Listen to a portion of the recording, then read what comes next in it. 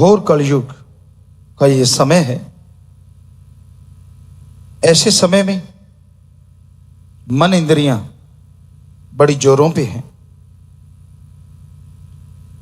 वो इंद्रियां जो आत्मा का साथ देना बनता था, आज मन के अधीन है, मन की गुलाम हो चुकी हैं।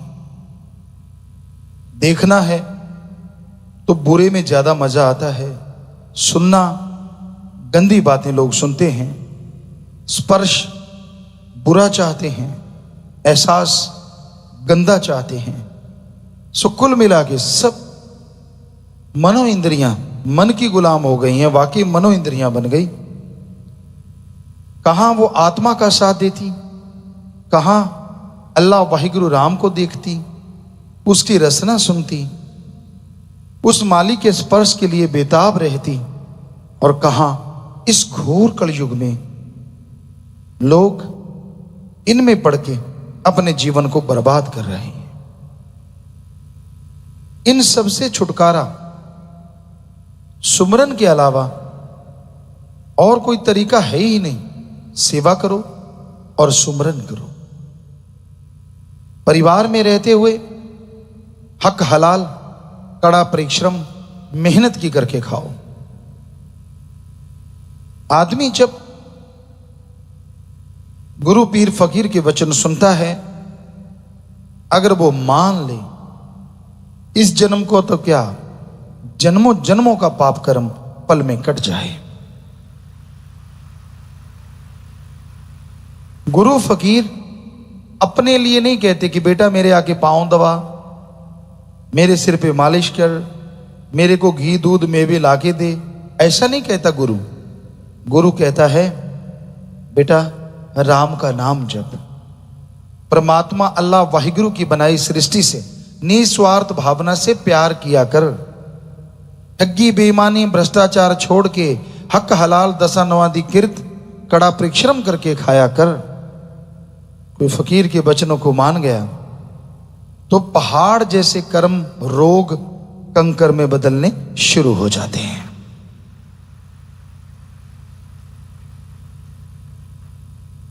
तरुवर फल नहीं खाते है सरोवर पीव न नीर, परमार्थ के कारणे संतन भयो शरीर।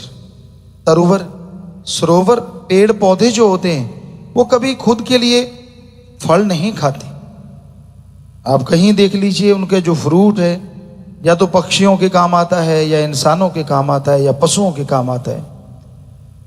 तरुवर फल नहीं खाते हैं, वो फल नहीं खाता। सरोवर कभी पानी खुद नहीं पीता, वो दूसरों को देता है। उसी तरह संत पीर फकीर इस दुनिया में सबका भला करने आते हैं, सबका फायदा करने आते हैं। कई लापरवाही में मन के अधीन होके उनके वचनों की काट करना शुरू कर देते हैं। संत बहुत देखते हैं ध्यान से कि ये बंदा नहीं मानता, बहुत समझाते हैं, मान जा बेटा, अरे मान जा, कहता खिल्ली उड़ाते रहते हैं। और जब आके पड़ती है ना मार सिर पे, उसकी बेआवाज तलवार जब पटाख से पड़ती है, फिर चिल्लाता है। दोष फिर भी गुरु को देना है, भगवान को। मैं तो इतनी सेवा करता था, क्योंकि आदमी अपनी ईगो नहीं छोड़ता। फिर भी नहीं मानेगा कि मैंने गलत कर्म किए हैं, मैंने पीर फकीर की बात को माना नहीं, मैं गलत कर्म करता रहा, फिर भी कहेगा ना, क्योंकि लोगों की निगाह में तो भक्त होता है ना। उनको दिखा, देख लो मैं तो इतनी सेवा करता हूं, मैं तो इतना बड़ा भक्त हूं, फिर भी मुझे ये भोगना पड़ रहा है। हम गारंटी देते हैं साईं मस्ताना जी महाराज के वचन, परम पिता शास्त्राम जी दाता रहबर के वचन, अब भी हमसे जो वचन वो करवा रहे हैं कि भाई सच्चे सौदे का मुरीद वचनों पे पक्का हो, सेवा सुमन करता हो, पीर फकीर की बात माने, अंदर बाहर कमी नहीं आती, और पहाड़ जैसी बीमारियां कंकर में बदल जाती हैं। 100% गारंटी। कोई भी ऐसी समस्याओं से जूझ रहे हैं तो वो वचन काट करने की वजह से अपने कर्मों का बोझ उठा रहे। वो बद्दुआ नहीं है कि पीर फकीर ने बात कही, परमात्मा के वचन सुनाए। फकीरों की तो बात होती, वचन तो भगवान के होते हैं। तो उसकी बात सुनाई, उसका मतलब अगर आपने मान ली, जो आपके भयानक कर्म आने वाले हैं वो कट जाएंगे। अगर नहीं मानी तो कर्मों को भोगना पड़ेगा, सीधी सी बात। इसमें पीर फकीरों की बद्दुआ या शराफ नहीं होता, वो आप अपने कर्मों का बोझ खुद उठाते हैं। तो पहले क्यों नहीं मानते भाई?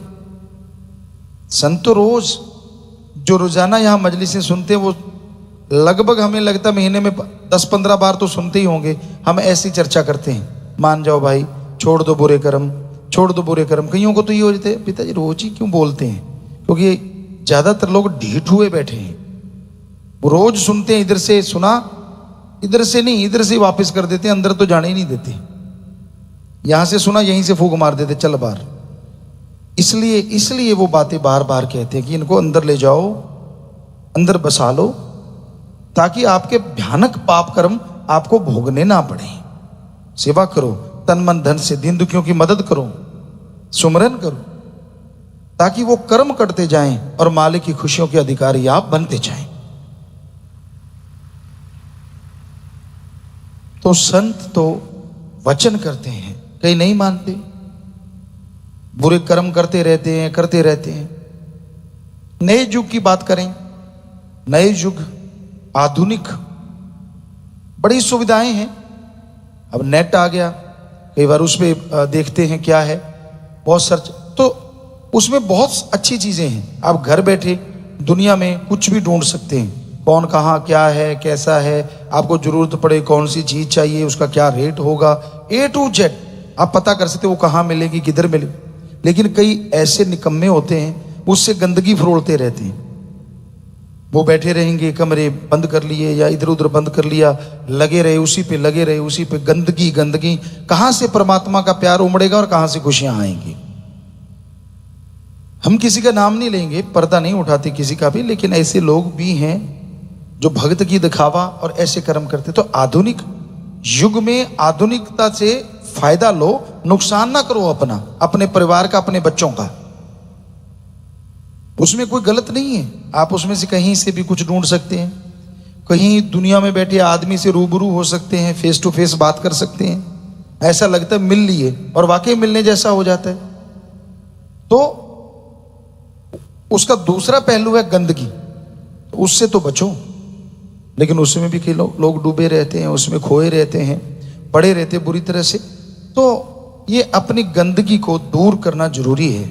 जो ऐसा करते हैं, खुशियां कहां से आएंगी? अपनी खुशियों पे कुठाराघात कर लेते हैं। तो भाई हमारा फर्ज बताना, एज ए फादर आप लोग कहते हैं, एज ए गुरु कहते हैं, as a Baba, as a कुछ भी, क्योंकि हमारा काम, बेपरवाह जी ने नाम संत रखा, तो हमारा संतों का फर्ज होता है कि सारी दुनिया को आगाह करें, बुरे कामों से परहेज करें और अच्छे कामों पे चलना सिखाएं।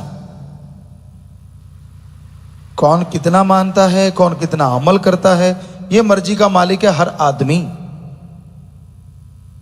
तो दुख जब आते हैं फिर तब ना तिल मिलाया करो, तब तो फिर दोष सारा गुरु को, सारा दोष भगवान को, अपने कर्म तो याद ही नहीं रहते। सच सच बताइए, कभी आपने किसी को देखा है ये कहते हुए, यार मैं चाहे सेवा करता था, नाम जपता था, पर बुरे कर्म भी बराबर ही करता था, इस वजह से मैं दुखी हूं? ना ना ना ना ना, ईगो का घेर अड़ा हुआ है। यही कहेंगे ना यार, मैं तो देखो, सारे कहेंगे यार तू तो बहुत सेवा करता था, तू तो बड़ा भागता दौड़ता था। आगे से पता क्या कहते, देख लो मेरे साथ क्या हुआ। दिरफिटे मुंह पंजाबी में कहते हैं वो वाली बात, कि क्यों अपनी बेड़ी में और बट्टे डाल रहा। ये भी तो एक इनडायरेक्ट भगवान की निंदा होगी, कि अपनी गलती नहीं माननी कि मैंने गलतियां की इसलिए मैं भर रहा हूं, लोगों के सामने टाल दिया कि देखो फिर भी मेरे साथ हो रहा है। और ऐसे लोग होते बेवकूफ। जब ये वचन साईं मस्ताना जी महाराज परमपिता जी के आपको कितनी बार सुना चुके हैं, सच्चे सौदे का मुरीद वचनों पे पक्का, सेवा सुमन करता हो, थोड़ा सुमन चलो ज्यादा नहीं, सेवा और दृढ़ यकीन रखता हो, ना अंदर कमी आए ना बाहर कमी आए। कई चतुर चालाक होते हैं, वो हमसे पूछते हैं, जैसे हम आपको समझाते हैं वो हमें समझाते हैं, पिताजी देख लो मेरी कोई गलती तो नहीं। हमने कहा अच्छा तू बता दे तेरी कोई गलती तो नहीं। कहता नहीं आप तो जाने जाना है। हमने कहा नहीं आप भी जाने जाने, क्योंकि अपनी गलतियों का तो हर कोई जानी जान होता है, दूसरों की तो चलो छोड़ो। पर ना जी, भाई जी कुछ हो गया हो तो अनजाने में, फिर वो बहाना यू टर्न मारते हैं कि भाई इंडायरेक्ट ही माफी ले ले तो अच्छा है। कुछ अनजाने में हो गया हो तो माफ। हमने कहा कुछ अनजाने में हो गया तो माफ, माफी मिलती नहीं, क्योंकि जाने में होता है सारा, अनजाने में होता कुछ नहीं। तो तू, वो कहते ना, तू पात पात में डाल डाल, तू डाल डाल में पात पात। तो बेपरवाह जी, तो भगवान तो हर जगह हर किसी को देख रहा है, लोग उसको भी बुद्धू बनाने चलते हैं। ये है वो है। तो भाई हमारा तो हाथ जोड़ के प्रार्थना है कि छोड़ दो बुरे कर्म, और जब भोगना पड़ेगा ना फिर मत चिल्लाना कि आपने जो बुरे कर्म नहीं किए, फिर कहीं सफाइयां मत देना कि नहीं मैं तो बिल्कुल कभी गलती करता ही नहीं जी, मैं तो, या फिर कई गलतियां मैं तो गलती का पुतला हूं। पुतले में कौन सी गलतियां वो तो बता। बहाने से निकलना हर आदमी जानता है, हम तो जी गलतियों के पुतले हैं। ये किसने कहा भाई? किस ग्रंथ में लिखा हुआ है कि गलतियों का पुतला है? ऐसा तो कुछ नहीं, बल्कि ये लिखा हुआ है आदमी तो खुद मुख्तियार है, गलतियों का पुतला तो है ही नहीं, खुद मुख्तियार है। वो चाहे तो इस मृत्यु लोक में भगवान परमात्मा वाहिगुरु को सामने प्रकट कर सकता है। ऐसा परमात्मा ने ताकत दे रखी है, ऐसी हिम्मत दे रखी है। ये तो हमने पढ़ा, ये तो नहीं पढ़ा कि आदमी गलतियों का पुतला। गलती हो जाती है, ये मानी बात, पर उसको फिर सही तरीके से साथ संगत में मुआफी ले, क्षमा मांगे उस वाहिगुरु राम अल्लाह से, तो मुआफी भी मिल जाती है और खुशियां भी आनी शुरू हो जाती हैं। पर क्यों किंतु परंतु सौदा नहीं चलेगा। तो भाई हमारा तो आपसे हाथ जोड़ के प्रार्थना ही कर सकते हैं, किसी को बुरा नहीं कह सकते, किसी को गलत नहीं कहते कि भाई वचनों पे अमल किया करो, वचन सुन के माना करो, तो मालिक की रहमत होती है। कई मजलिस ही नहीं सुनते, सत्संग नहीं सुनते, उनको तो नहीं, हम तो अपनी ड्यूटी दे रहे हैं, और ड्यूटी छोड़ के हमने उनको रातों को घूमते देखा, दिन को कहीं ना कहीं बिना वजह इधर उधर दौड़ते देखा। तो क्या सत्संग के टाइम ही ड्यूटी याद आती है? तो बहुत चीजें ऐसी हमने देखी हैं जो लोग अपने आप के लिए घात करते हैं, किसी और का नहीं। तो हम तो यही चाहते हैं कि आप सत्संग सुना करो, अमल किया करो, ताकि जिंदगी के बेड़े पार हो जाएं और आप गम दुख दर्द चिंता परेशानियों से मोक्ष मुक्ति हासिल कर लें और खुशियों से माला माल हो जाएं। और हमारा यहाँ बताने का ना तो किसी का दिल दुखाना, ना किसी को गलत बोलना, हमारा फर्ज लोगों को जगाना है कि आप सो रहे हैं, अब तो जाग जाओ, कभी भी जाग जाओ। जब जागोगे तभी सवेरा, तभी से खुशियां आनी शुरू हो जाएंगी और परेशानियां दूर हो जाएंगी।